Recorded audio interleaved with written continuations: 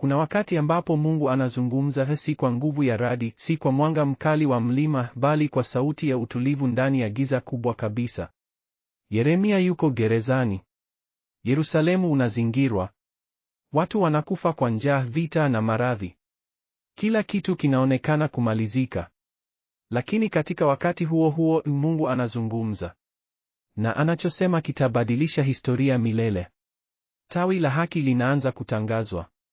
Leo tunaingia Yeremia sura ya 33, maneno ya Mungu kutoka ndani ya pingu, maneno yanayopiga jua na mwezi, maneno ambayo yanaelekea moja kwa moja kwa Yesu Kristo. Jiandae. Hii si hadithi ya zamani tu, ni ahadi inayokugusa wewe leo. Bwana alimwendea Yeremia mara ya pili, akiwa bado amefungwa katika ua wa ulinzi ndani ya ikulu ya mfalme. Akasema, niite nami nitakujibu, nami nitakuonyesha mambo makubwa na magumu ambayo hujui.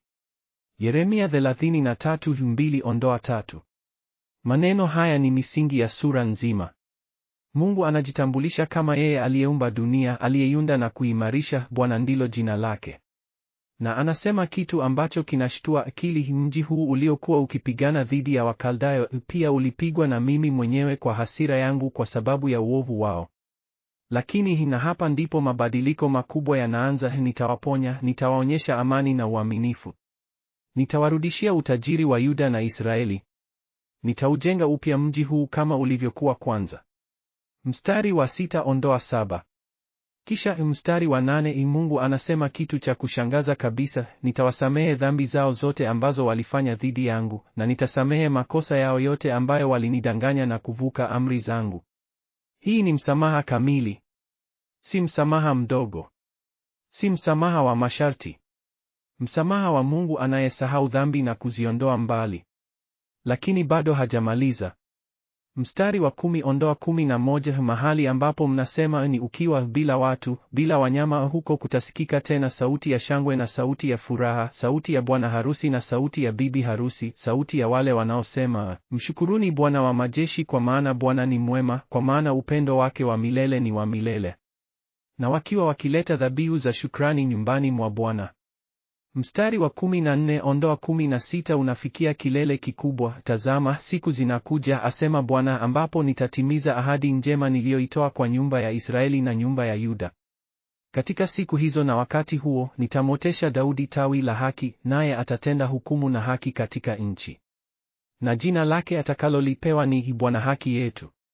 Hatimaye mstari wa 20-22, Mungu anahusisha agano lake na utaratibu wa asili: kama mkivunja agano langu la mchana na usiku, ili mchana na usiku visije kwa wakati wake, ndipo agano langu na Daudi mtumishi wangu liweze kuvunjwa. Mungu anasema haiwezekani. Kama vile haiwezekani kuzuia jua na mwezi, vivyo hivyo haiwezekani ahadi zangu kushindwa. Sasa hebu tuzame ndani ya mambo ambayo wengi wetu tunapita bila kuyaona. Jambo la kwanza la kushangaza: Yeremia alikuwa gerezani alipoandika maneno haya. Si kwenye hewa ya uhuru, si kwenye hekalu, bali amefungwa ndani ya ua wa ulinzi kwa amri ya mfalme Sedekia aliyemwona Yeremia kama mwasi. Lakini Mungu alimwendea mara ya pili. Hii inatuambia nini? Kwamba neno la Mungu halifungwi na minyororo ya binadamu. Kama vile Paulo ataandika baadaye, neno la Mungu halifungwi. 2 Timotheo 2:9. Pingu zinaweza kushika mwili, haziwezi kushika roho wa Mungu. Jambo la pili, mstari wa 3 unasema Mungu atamwonyesha mambo makubwa na magumu. Neno la Kiebrania hapa ni ibatsurot, ambalo halina maana ya magumu peke yake, bali yaliyofichwa vizuri, yaliyozingirwa, yaliyohifadhiwa. Ni neno linalotumiwa pia kwa miji yenye ngome. Mungu anasema, nitakuonyesha mambo yaliyolindwa vizuri hata macho ya kawaida hayawezi kuyaona. Unabii wa Masihi ulikuwa ukiwa umefungwa ndani ya sanduku la siri la Mungu, unatarajiwa lakini haujafunuliwa kikamilifu. Yeremia anafunguliwa sanduku hilo. Jambo la tatu, na hili linastua sana, mstari wa 11 unanukuu nyimbo za harusi. Katika mazingira ya vita, njaa na maangamizi, Mungu anaimba wimbo wa harusi. Yeye anaona wakati ambao bado haujafika. Anasema mji huu ambao sasa unapiga kelele za vita, utapiga kelele za harusi. Hii ni imani ya aina ya juu kabisa, kuimba wimbo wa harusi ukiwa katikati ya mazishi. Na jambo la nne ambalo wengi hawalisomi vizuri, mstari wa 17-18 unasema kwamba Daudi hatakosa mtu wa kukaa kwenye kiti cha enzi, na makuhani na Walawi hawatakosa mtu wa kutoa sadaka. Hizi ni ahadi mbili zinazofanana, ufalme na ukuhani. Na zote mbili zinatimia kikamilifu katika Yesu peke yake, ambaye ni mfalme wa wafalme na kuhani mkuu wa milele kwa amri ya Melkizedeki. Nilikuwa nimekaa kwenye ukuta wa juu wa mji, nikisikia kelele za vita chini yangu. Lakini ndani ya gereza lile dogo, nilikisikia kitu kingine, sauti nyororo, ya utulivu, kama mto unaotiririka chini ya mwamba. Mungu alikuwa anazungumza mahali ambapo binadamu walisema hakuna matumaini. Sijui jinsi wanadamu wanavyoweza kusikia sauti ile na bado kushindwa kuamini. Sasa tutazame mabadiliko makubwa ya kimungu, mwelekeo wa Mungu unaobadilika, hasi kwa sababu Mungu amebadilika, bali kwa sababu nyakati zinasogea katika mpango wake wa milele. Mabadiliko ya kwanza, kutoka hukumu hadi uponyaji. Mungu ndiye aliyeandaa maangamizi ya Yerusalemu, alisema hivi waziwazi katika sura za awali za Yeremia. Lakini katika sura ya 33, yeye ndiye pia anayeandaa dawa. Mungu wetu si Mungu anayehukumu tu na kwisha, yeye ni Mungu anayeumiza na kuponya, anayevunja na kujenga. Ayubu saa 5:18 inasema, kwa maana yeye huumiza, naye hufunga jeraha, yeye hupiga na mikono yake inaponya. Hii ndiyo paradoksi ya neema, daktari yule yule anayekata ndiye anayeunganisha. Mabadiliko ya pili, kutoka aibu hadi utukufu. Mstari wa 9 unasema, mji huu utakuwa jina langu la furaha, sifa na utukufu mbele ya mataifa yote ya dunia, watakaposikia mema yote ninayowafanyia. Yerusalemu uliokuwa aibu, ukiwa mada ya dharau kwa mataifa, utakuwa chanzo cha utukufu wa Mungu. Hii ni mpangilio wa Mungu, kukufanya chanzo cha utukufu wake kutoka mahali ulipokuwa vumbi lake. Mabadiliko ya tatu, na hili ni la msingi zaidi, kutoka agano la muda hadi agano la milele. Makuhani na Walawi waliokuwa washikiliaji wa agano la Sinai wote wataathiriwa na uangalifu wa Mungu.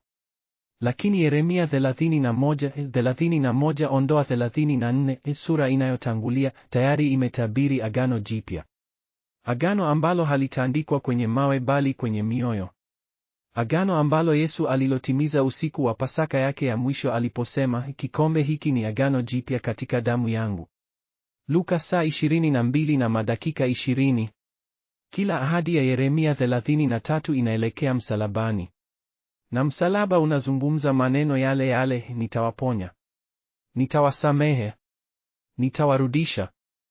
Nilikuwa nikichungwa karibu na Yerusalemu wakati wa vita. Nilijua harufu ya damu na maombolezo.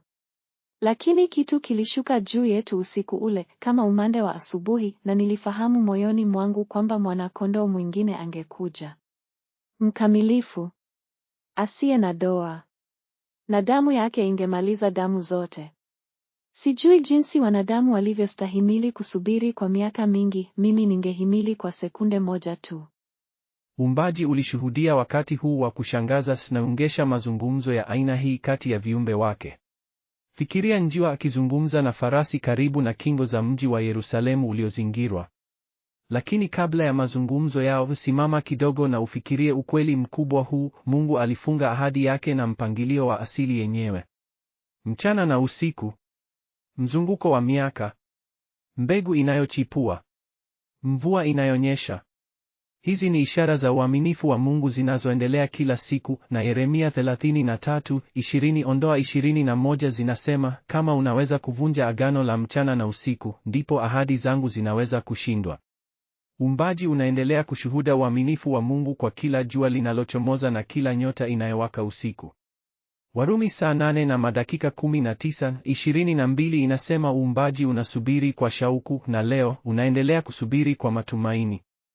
Farasi, umesikia maneno yaliyosemwa usiku huu? Nilisikia. Mungu anafunga ahadi yake na mchana na usiku.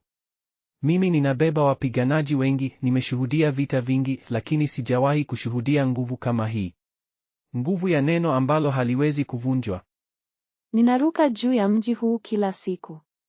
Ninasikia maombolezo. Lakini Mungu anasema atakuwa Bwana haki yetu. Hii inanifanya nitake kuruka juu zaidi mpaka mbinguni na kupiga kelele kwa furaha. Binadamu wana Mungu kama huyu, lakini hawaelewi utajiri wa baraka hiyo. Najua kitu kimoja tu, mwana-kondoo wa kweli anakuja. Na damu yake itafanya hata vita vikubwa zaidi ya Babeli vionekane kama mvua ndogo. Hiyo ndiyo ahadi, na mimi ninaishuhudia moyoni mwangu. Ndugu yangu, Yeremia alikuwa gerezani.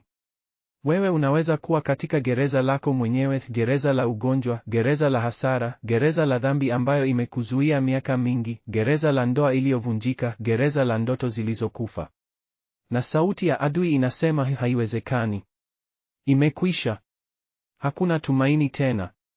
Lakini Mungu anasema kitu tofauti kabisa. Anasema niite. Yeremia 33:3. Neno moja tu, niite. Hii si ombi la mtu mwenye nguvu. Hii ni ahadi kwa mtu aliye dhaifu. Mungu anakualika wewe sasa hivi mahali ulipo kumpigia simu. Na anasema atakujibu. Na atakuonyesha mambo makubwa ambayo hujui. Sasa kwa vitendo vya leo, kwanza chukua Yeremia 33:3 na uiandike mahali unapoweza kuona kila siku. Ikumbushe kwamba Mungu anakusubiri upige simu hiyo. Pili, omba kwa ajili ya urejesho, si tu wako binafsi bali wa familia yako, kanisa lako, taifa lako. Kama Yeremia aliyeomba kwa ajili ya Yerusalemu uliomhuzunisha, sisi tuomba kwa ajili ya nchi zetu zenye majeraha. Tatu, mshike Yesu kama tawi la haki lako. Si matarajio tu, bali Yesu aliyetimia, Yesu aliyefufuka, Yesu anayekuombea mbele za Baba sasa hivi. Yeye ndiye Bwana haki yetu. Si haki yako mwenyewe, haki yake iliyokupwa. Na nne, kama mchana na usiku haviwezi kuvunjika, vivyo hivyo ahadi ya Mungu kwako haiwezi kuvunjika. Imani yako inaweza kutetemeka, Mungu hatetemeki. Mwamini aliye dhaifu anamshika Mungu mkamilifu, na hiyo inatosha. Tuombe pamoja. Baba wa mbinguni, wewe ulizungumza kutoka ndani ya gereza la Yeremia. Unazungumza kutoka ndani ya gereza langu leo. Nakushukuru kwa sababu neno lako halifungwi na hali yangu. Nakushukuru kwa sababu umetangaza tawi la haki, Yesu Kristo Bwana wangu, na katika yeye ninapata haki ninayokosa. Bwana, ninaomba uniponya mahali nilipoumia. Unirudishie furaha ya wokovu wangu. Unijenge upya kama ulivyoahidi kuujenga Yerusalemu. Niite nami nitakuita. Niite na jibu lako linanishusha magoti kwa sababu ni kubwa zaidi ya uwezo wangu. Bwana, ninakuomba uiponya familia yangu, kanisa langu, nchi yangu. Kama ulivyoahidi kuleta sauti ya harusi mahali ambapo palikuwa ukiwa, lete sauti ya furaha mahali ambapo sisi tumekuwa na huzuni. Na tukumbushie kila siku, kama mchana na usiku haviwezi kuvunjika, vivyo hivyo upendo wako kwetu hauwezi kuvunjika. Katika jina la Yesu, tawi la haki, Bwana haki yetu, amina. Ahadi ya Mungu haivunjiki. Tawi la haki limetimia. Yesu ndiye Bwana haki yetu. Kama ulibarikiwa na somo hili la leo, shiriki na ndugu yako. Tunaendelea safari yetu ya Genesis hadi Ufunuo pamoja. Mungu akubariki na tukutane tena. Jiandikishe kwa maudhui zaidi ya kusoma Biblia.